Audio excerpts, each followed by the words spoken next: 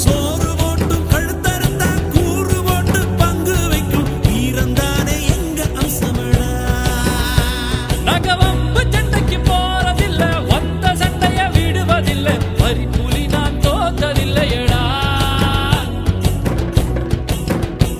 எங்க உரைய விட்டு வாழெடுத்தா ரத்த ருசி காட்டி வைக்கும் வழக்கம் எங்க குல வழக்கமடா. நான் தட்டி வச்சா புலி அடங்கும், எட்டு வச்சா மலர் உருக்கும், தொட்டதெல்லாம் தொலங்க போகுதடா.